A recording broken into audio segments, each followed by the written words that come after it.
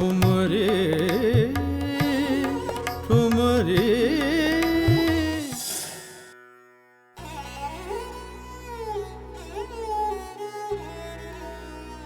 ये सुरों के दुनिया चमक दी रहे, रंग फीका न हो मेरे संगीत का, जादू चढ़ के बोले मेरे हर गीत का। सांसों की सरगमों पर यही धुन ठहरी, ठुमरे ठुमरे ठुमरे। मोहतरमा को बाइज्जत गेट तक छोड़ा। आई। आप मेरा अपमान कर रहे हैं पंडित जी।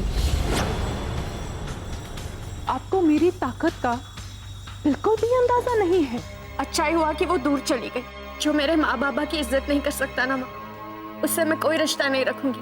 वेल, जब भी मुझे किसी से रिवेंज लेना होता है तो मेरा दिमाग कंप्यूटर से भी तेज चलता है। अरे आइए आइए जावेद भाई, बैठिए प्लीज, बैठिए। बैठो। शुक्र है तुमने मुझे पहचाना तो सही। मुझे लगा था इस घर में आके तुम तमीज भूल चुकी हो। अब ऐसी बातें क्यों कर रहे हैं जावेद भाई? अब तमीज कोई उनके घर में पैदा तो होती नहीं है। इतना सभ्य तो हर कोई होता है। मैं तुमसे बात करने नहीं आया हूं बहू रानी। गोविंद को बुलाओ। इतनी बड़ी बात हो गई, उसने ऐसा कैसे कर दिया? अरे जावेद भाई आप। सलाम वालेकुम। वालेकुम अस्सलाम गोविंद। और बताइए कैसे आना हुआ? ये तुम खुद से जान लो तो बेहतर होगा। सरकार को मैंने अपना बड़ा भाई माना है, लेकिन अपने आप को मैंने तुमसे बड़ा माना है।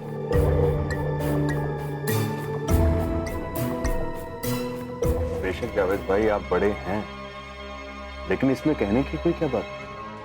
अरे यार गोपी, तुमने ये क्या कर दिया है? राम लक्ष्मण की जोड़ी तोड़ दी थी।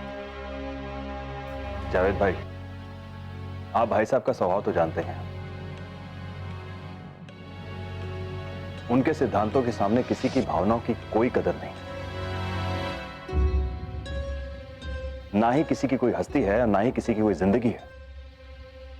तुम अपने पिता समान भाई पे तोहमत लगा? मैं सच कह रहा हूं जावेद भाई। आज जो मैं एक कलेक्टर बना हूं, मुझे अपने हिसाब किताब से अपना स्टेटस बढ़ाना होगा। ईमानदारी और आदर्श के ढकोसले में आकर मैं अपनी जिंदगी तबाह तो नहीं कर सकता ना। अरे कुछ तो शर्म करो यार। जिसने पाल पोस के तुमको इस लायक बनाया, आज तुम ऊंचे ओहदे पे पहुंच गए, उनका सारा एहसान भूल गए। जावेद भाई, आप मुझे समझ नहीं रहे हैं। तो समझाओ ना मुझे। अरे तुम अपनी मां समान भाभी को भूल गए, जो अपने बच्चों से पहले तुम्हें निवाला खिलाती थी।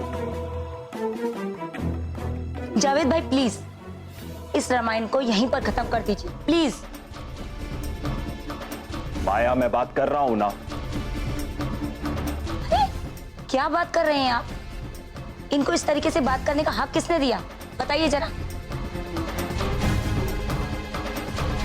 और जावेद भाई, आप भी उन्हीं लोगों का पक्ष लेंगे? आपने देखा नहीं कितने सालों से हम उनकी गुलामी सह रहे थे।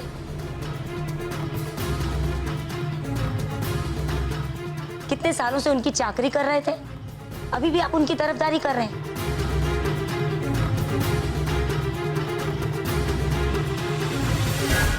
देखिए जावेद भाई, अब उन लोगों से हमारा कोई लेना देना नहीं है। बेहतर यही होगा कि आप भी यहां से चले जाएं।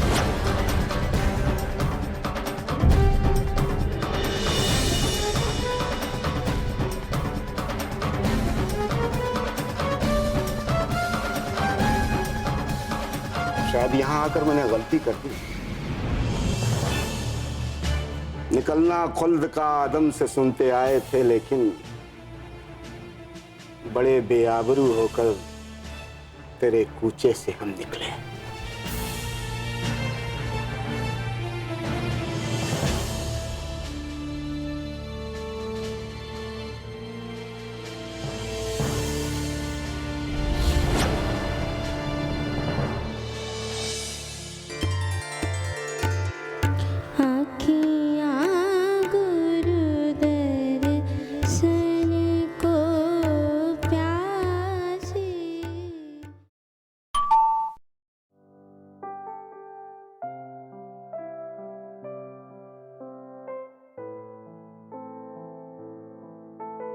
चंदा तू कैसी हो तुम?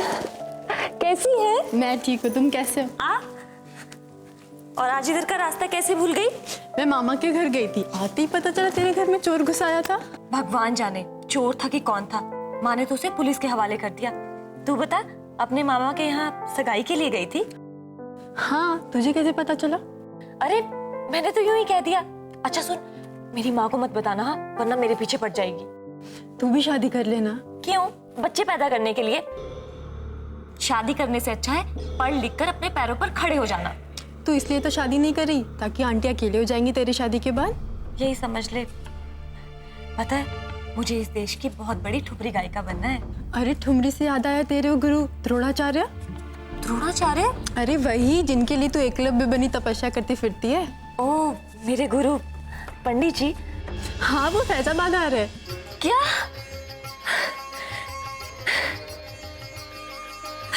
मेरे गुरुजी? हाँ, रविंद्र सदन में। किसने बताया तुझे? ये देख, वो रविंद्र सदन में आ रहे। हे भगवान, घर बैठे मेरी मनोकामना पूरी हो गई। चंदा, तूने कितनी बड़ी खुशखबरी दी है मुझे। मैं साक्षात पंडित जी के दर्शन करूंगी। इससे बड़ी खुशी की बात मेरे लिए और कोई नहीं हो सकती। अच्छा सुन, मुझे भी लेके चलना, मैं भी तो देखूं क्या जादू है इनमें। जरूर ले चलूंगी। तूने कभी पंडित जी की गाई हुई ठुमरी नहीं सुनी ना? तू सुनेगी तो पागल हो जाएगी। इतना अच्छा गाते हैं मेरे पंडित जी। आ, तेरा मुंह मीठा कराती हूँ। नहीं, मुझे लेट हो रहा है, मैं जाती हूँ। मैं मुंह मीठा तभी करूंगी जब तेरे गुरुजी के साक्षात दर्शन करूंगी, ठीक है? ठीक है, चल तुझे छोड़ के आती हूँ। नहीं, मैं चले जाऊंगी। Bye bye.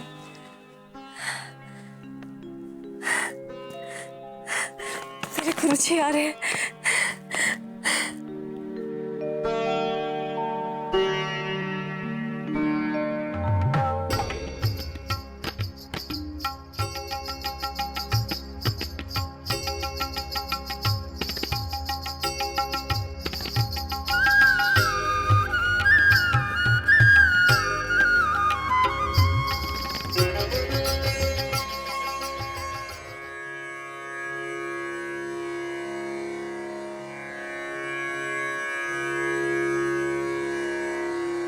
गुरुजी, आप हमें कुछ बताने वाले थे? मैं? अरे हाँ, वैदेही से कहकर हमारे कपड़ों की पैकिंग करवा दो। आप कहीं जाने वाले हैं? हाँ माधव, फैजाबाद के एक संगीत समारोह से भाग लेने का निमंत्रण आया। आप अकेले जाएंगे वहां बिना मुझे साथ लिए? हम आपको वहां अकेले नहीं जाने देंगे, हम भी आपके साथ चलेंगे। अरे पगले, आज तक मैं तुम्हारे बिना कहीं गया हूं क्या? जाओ, तुम भी तैयारी कर लो। कब जाना है गुरुजी? इसी सोमवार को। और अपने साजिंदों को भी खबर कर दो कि वो भी तैयार रहें। जी, मैं आज ही सबको खबर किए देता हूँ कि बड़े दिनों बाद किसी संगीत समारोह से निमंत्रण आया है। गुरुजी, आप वहां भी ठुमरी गाएंगे ना? और क्या कव्वाली गाऊंगा मैं? मूर्ख, ये बेतुका सवाल क्यों कर रहा है? छोटा मुंह बड़ी बात गुरुजी। पिछले वाले लखनऊ समारोह में वहां के जवान लड़कों ने बड़ी होटिंग की थी। माधव, आज की युवा पीढ़ी को ठुमरी का ज्ञान है ही नहीं, तो क्या उनकी पसंद के लिए मैं बाजारों गीत गाऊं? मेरा वो कहने का मतलब नहीं था गुरुजी। मेरा तो कहने का मतलब है कि आज के युग में ठुमरी के श्रोता रहे नहीं। माधव, मुझे इसी बात का डर हमेशा सताता रहता है कि हमारी बनारस की विरासत यूं ही खो जाएगी। ठुमरी की सरगम और तान आज के बाजार में यूं ही खो जाएगी। बोल बनाओ कि ठुमरी कोई गा सकेगा या नहीं। ऐसा नहीं होगा गुरुजी। नंदिनी काफी मेहनत कर रही है और कबीर भैया को भी बड़ा लगाव है संगीत से। और आपके और भी तो शिष्य हैं। जब तक कोई सिद्ध ना हो जाए मुझे किसी पर भरोसा नहीं। तुम फैजाबाद जाने की तैयारी करो, मैं उन आयोजकों से बात करता हूं। जी गुरुजी।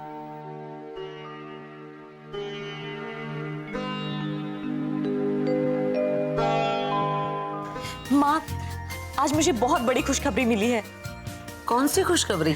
हमें भी तो पता चले। मेरे तो पैर ही जमीन पर नहीं पड़ रहे। जब से ये बात सुनी है ना, मेरा मन हवा में उड़ रहा है। तुम जमीन पर रहती कब हो? माँ, मेरी बरसों की तपस्या पूरी होने वाली है। मेरे गुरुजी पंडित शिव शंकर पांडे जी अपने यहाँ आ रहे हैं। यहाँ? हमारे घर? माँ, मेरा इतना अच्छा सौभाग्य कहाँ, लेकिन वो यहाँ फैजाबाद अपने शहर में अपना एक संगीत समारोह में अपना कार्यक्रम प्रस्तुत करने आ रहे हैं। खोदा पहाड़ और निकले पंडित जी। मैं तो कुछ और ही समझी थी। क्या माँ, मेरे लिए इससे बड़ी खुशी की बात और क्या हो सकती है? आप मेरे साथ उनका कार्यक्रम देखने चलना। आप साक्षात उनकी ठुमरी सुनेगी ना, तो बस उनकी दीवानी हो जाओगी। तेरी दीवानगी मेरे लिए पहले ही मुसीबत बनी हुई है। अब मुझे और पागल नहीं बनना। पंडित जी आ रहे हैं। माँ,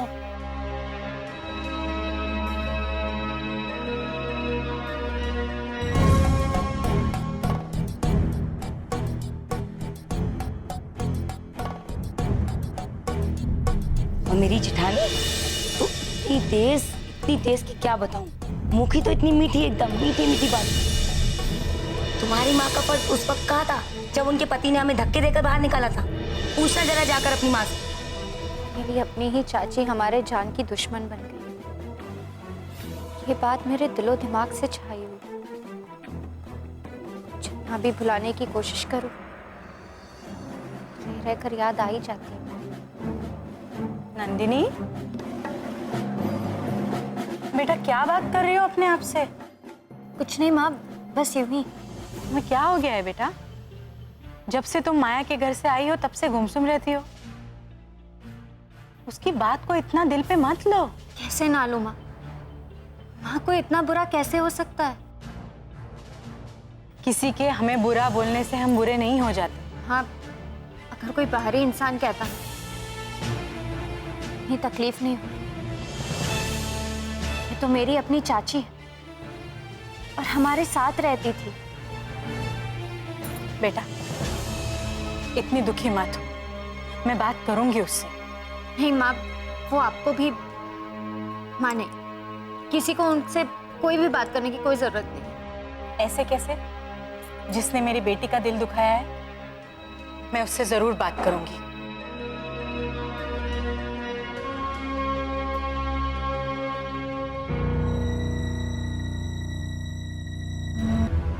हेलो, कौन? माया, भाभी बोल रही हूँ। अरे जिठानी जी, कैसी हैं आप? अब ऐसी भी क्या जरूरत आ गई जो हमें फोन करना पड़ा? क्यों? अब हम आपस में बात भी नहीं कर सकते? वो क्या है ना, मुझे ऐसे लग रहा है कि शायद आपको अपनी गलती का एहसास हुआ है। नहीं? अच्छा, शायद अपने पति की गलती का एहसास हुआ, इसीलिए आपने फोन किया, है ना जिठानी जी? माया, अपने मन से बहुत कुछ सोच जाती हो तुम। वही तो ना जिठानी जी, सोचना ही पड़ रहा है। वो क्या है ना, इतने सालों से आप लोगों ने हमारी सोच पर ताले जो लगाए हुए थे। माया, दूसरों पर इल्जाम लगाना बहुत आसान होता है। खैर, मुझे तुमसे कोई झगड़ा नहीं करना है। तो फिर बताइए ना, इतने दिनों बाद क्यों तकलीफ की हमें फोन करने की? बताएंगी नहीं तो कैसे पता चलेगा, है चिटानी? तुमसे बस इतना कहना चाहती हूँ, माया, अपनी नफरत का जहर मेरे बच्चों पर मत उतारो। क्या कहा? जहर? अरे जिठानी जी, मैं कोई नागिन हूँ क्या? मैंने ऐसा कब कहा? वही तो यही तो बड़प्पन है आपका, कुछ कहते भी नहीं और सब कुछ कह देते हो। माया, तुमसे हाथ जोड़कर विनती करती हूँ, तुम्हारी शिकायत मुझसे, इनसे हो सकती है। मेरे बच्चों ने क्या किया? अरे चिटानी जी, अब आप पहेलियां बुझा रही हैं। अब बताएंगे नहीं तो कैसे पता चलेगा हुआ क्या? क्या किसी ने कुछ कहा आपसे?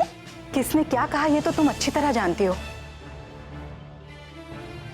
नंदिनी से तुमने क्या कुछ कहा? उसे तुम्हारे यहां से आई है, रोती जा रही है माया। बहुत बहुत दुखी कर दिया तुमने उसे। चिटानी जी, ऐसा है, अभी तक तो मैंने कुछ किया ही नहीं है। ये तो बस एक छोटी सी शुरुआत। एक सलाह दूं आपको, आज से आप अपना और अपने बच्चों का थोड़ा सा ज्यादा ख्याल रखिए।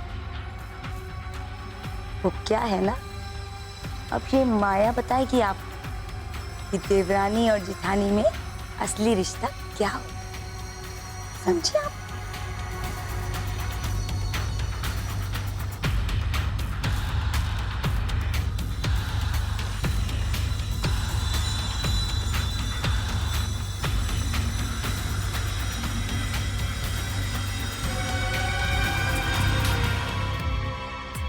किससे बात कर रही थी? वो मैं क्या वो? मैं पूछ रहा हूं किसका फोन था? आप तो पीछे ही पड़ जाते हो। मैं पूछ रहा हूं किससे बात कर रही थी तुम? आप पीछे खड़े रह के सुन रहे थे ना, तो फिर क्यों पूछ रहे हैं? अच्छा, तो अब तुम भी मुझसे झूठ बोलने लगी हो। इसमें झूठ बोलने जैसी क्या बात है? मेरा बात करना जरूरी था, इसलिए। बात करना जरूरी था तो फिर इतनी परेशान क्यों लग रही हो? आप ऐसे सवाल करते हो, लगने लगता है जैसे कोई गुनाह किया है। हम अपने आप को अपराधी समझने लगते हैं। अपराध किया तो अपराध बोध होगा ही ना। देवर के लिए बहुत दिल में प्यार उमड़ आया तुम्हारे। यहां गोविंद के घर फोन लगाया था ना तुमने? वैसे ही चुप क्यों खड़ी हो? जवाब क्यों नहीं देती? आप क्यों इस तरह से सवाल कर रहे हैं? जब आपने जान ही लिया है तो। हाँ, मैं माया से बात कर रही थी। मेरे मना करने के बाद भी? वैसे आज के बाद तुमने भी मेरी नजरों में अपना मान सम्मान खो दिया है। आज मुझे एहसास हो रहा है कि इस घर में मैं अकेला हूं, बिल्कुल अकेला। ऐसा मत कहिए, मेरे जीते जी मैं आपका साथ छोड़ सकती हूँ। मुझे सफाई की जरूरत नहीं है, जाओ यहां से, मुझे अकेला छोड़ दो, जाओ। देखिए, आप नाराज मत होइए, मेरी फोन करने की। मैंने कहा ना, सफाई की जरूरत नहीं है। तुम और तुम्हारे बच्चे एक ही रंग में रंगे हुए हैं। आज के बाद किसी से बात करने की जरूरत नहीं है मुझे।